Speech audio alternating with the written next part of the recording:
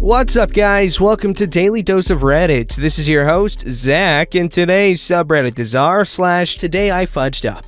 This story's called Today I Fudged Up by forgetting I was having groceries delivered and consequently traumatizing the delivery driver. So this F-up happened about 45 minutes ago, and I'm currently laying in the bath recovering. I ordered a food delivery from the local supermarket to be delivered this morning. I work from home, so it's super convenient. I had a super crappy day yesterday, so I was having a slow morning. It got to 10 a.m. and I was still in my dressing gown, with no belt and nothing underneath. Hair unwashed and awful and mascara down my face. I get a knock at the door and I think it's the postman, only to see that it's my food delivery. I'm annoyed at myself as I completely forgot. Usually I'd be ready and dressed and have shut the cats in another room. They're currently indoor but try to escape. This is where the first thing goes wrong. I go to take the first tray from the driver. We get the food delivered in big basket trays. You take them into your house and unload them, then go give the trays back. As I take it, my dressing gown swings open and I'm fully naked underneath. I panic and turn around quickly apologizing, but from the red glow emanating from his face, he clearly saw everything. I run to the kitchen and dump out the shopping, grab a scarf from my coat rack and tie it around my waist, making me look ridiculous but at least covered. He is now bringing the other two trays to the door. I pick up the second. As I'm walking to the kitchen, one of my cats makes a run for the open front door. She's recently rescued and not allowed out quite yet, so I panic and try and block her way with my foot. At this point, my lower back completely gives way and I collapse to the floor in pain, covering myself, my cat, and everything in the groceries, including a jar of cornicons that's smashed. I'm now on the floor and can't move, covered in pickle juice, already looking at a state, and I have a very angry cat next to me. I'm so stuck I have to call the delivery guy who has to come into my house and help me up, at which point I'm almost in tears from the pain. My other cat has now appeared and it's trying to lick up the pickle juice, so he's also trying to move her away at the same time.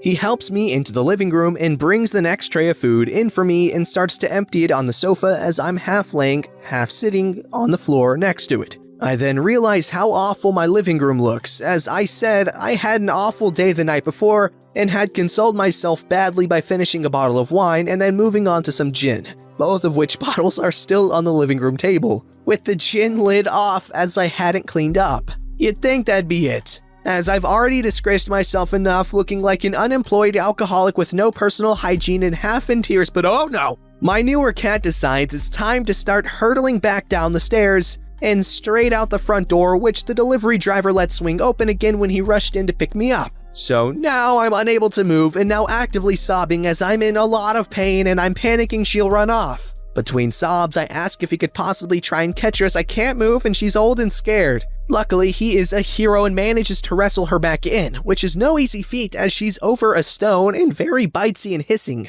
He practically yeets her inside and runs back to the safety of his little van without looking back. It took me 20 minutes to get up and hobble upstairs to get in the bath and then another 20 minutes to lower myself in. And to cap it off, I'm now in the bath and realized I haven't put any shopping away, including ice cream. Okay. No. Oh.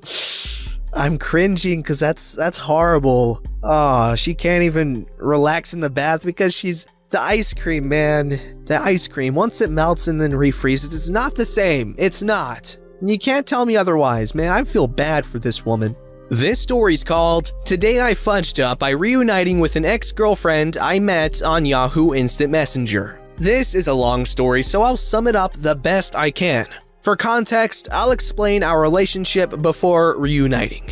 I was about 14, just a dumb teenage boy looking for girls to talk to in chat rooms. You know how it is, or maybe you don't, I don't know. Anyway, I found a girl to flirt with, and as I was trying my best to flirt, she was actually pretty chill and we began talking like normal people would. We connected pretty well. Eventually, after months of talking, we both confessed we liked each other and agreed to start dating online.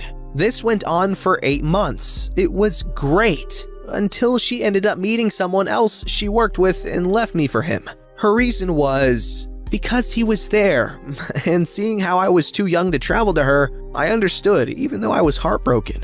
Months go by and I barely hear anything from her. Again, understandable, but then I get a random call on a cold January night. It's her. I was surprised to hear from her again.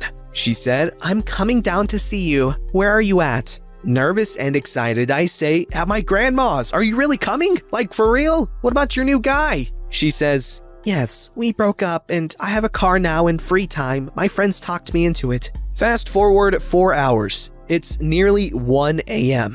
She wasn't answering her phone. I thought she was just pulling some sick joke to make a fool out of me. I start to let it go, but then I saw headlights turn into the driveway. No way.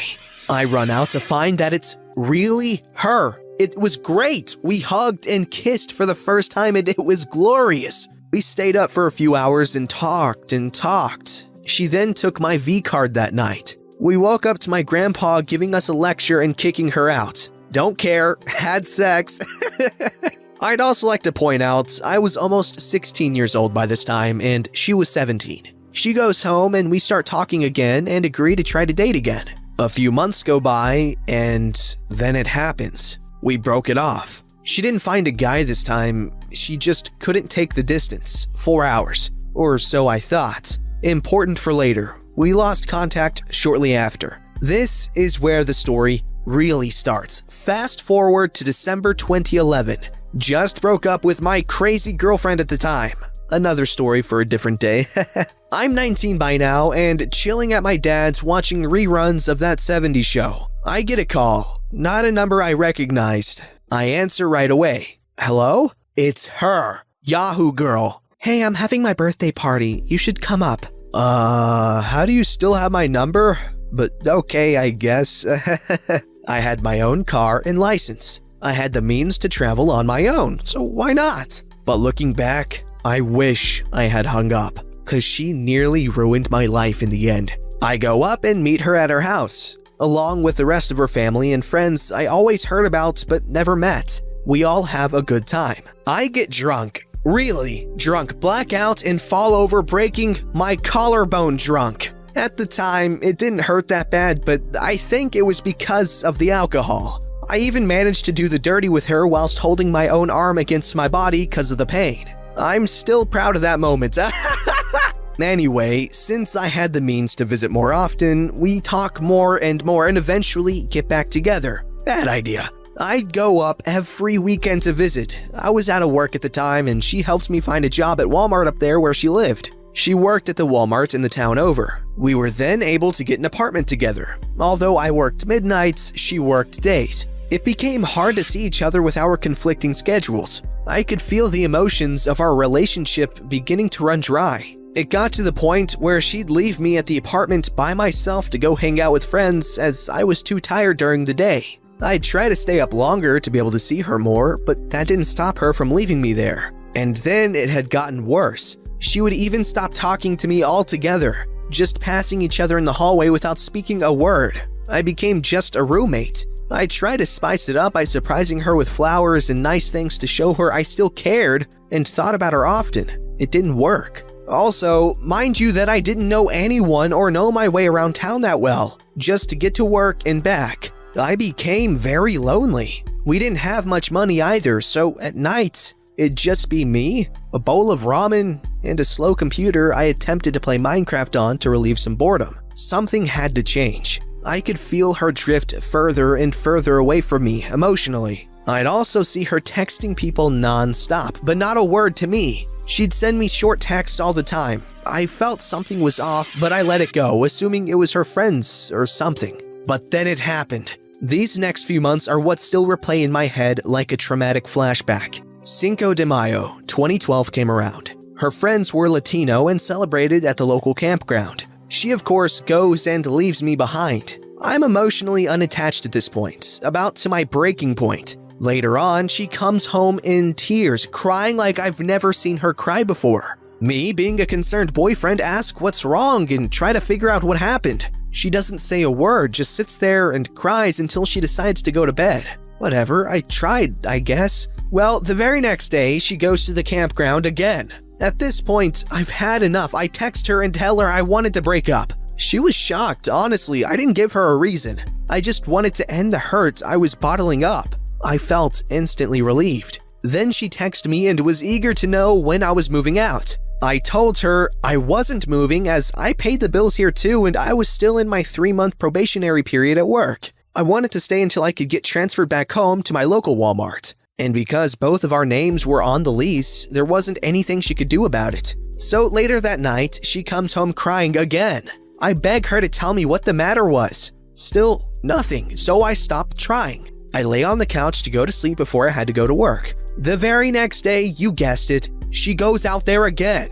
I stay up that night as I couldn't go to sleep and I didn't have to work. 4 a.m. rolls around and here she comes. Drunk, stumbling in the door with someone, a guy in tow. Who was it, you ask? Oh, it was her best friend's husband. They go to the bedroom and lay down together. I immediately walk in there and calmly but aggressively ask, what in the hell does she think she's doing? She just stares at me. I've had enough. Yet again, I turn to the closet, bear hug as many of my clothes as I could manage, and throw them in the living room. As I'm doing this, she's yelling at me, "You're acting crazy, what are you doing? It's not that big of a deal!" As she was laying there, cuddling with her best friend's husband. I don't say a word or even look at her. I gather most of all my things and pack my car up as full as it would go. I go back in to drop my key on the counter. I write a note to her saying, "Please do not contact me ever again."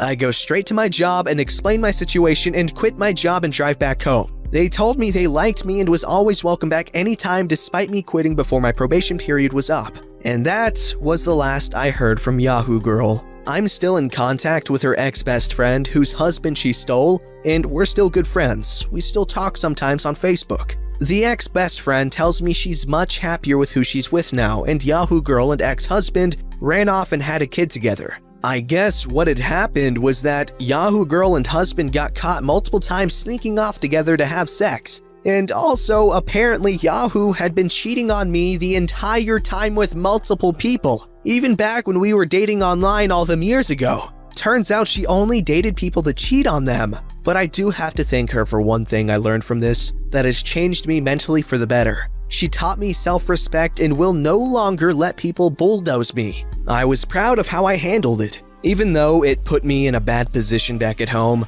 I was able to get back on my feet. All is well. I'm now 27, married, and have 3 kids. Holy crap. Okay, wow, that's terrifying that people like that exist because, well, Redditor man, dude, bro, good job on getting married and having 3 kids at such a young age.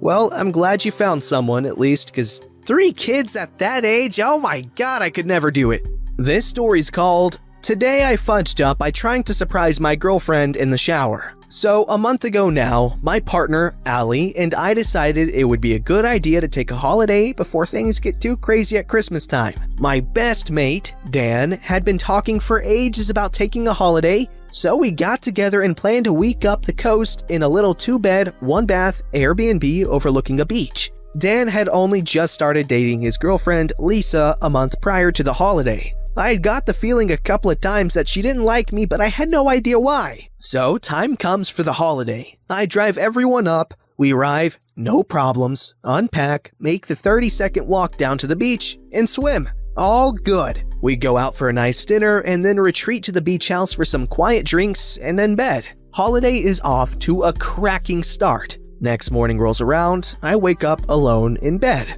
I figure Allie must have gotten up early to take a shower and have breakfast. I make my way out to the living room/kitchen area and no one is around. I can hear the shower running through the bathroom door. I knock on Dan and Lisa's door, no answer. So I peek in and they're gone. Figure they must have decided to go for a walk along the beach. Feeling a little cheeky, I grab my towel, strip down and make for the bathroom.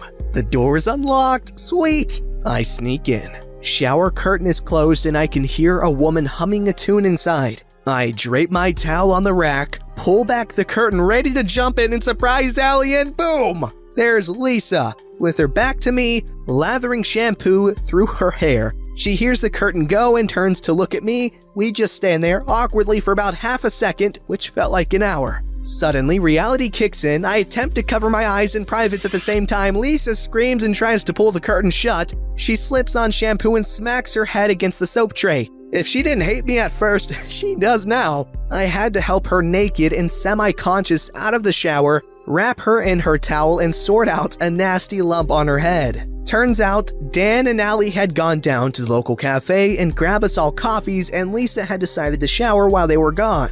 So yeah, the next 5 days went really great. Allie wasn't overly impressed about it at all, but Dan thought the whole situation was hilarious despite Lisa's mental scarring. I've avoided making eye contact with or speaking to Lisa ever since. Ooh, quite the story. Oh, okay. Poor Lisa, though. Poor Lisa, even though she's kinda the guy making her come off as sort of a B word. Don't forget to like, subscribe, and hit that bell to never miss an episode.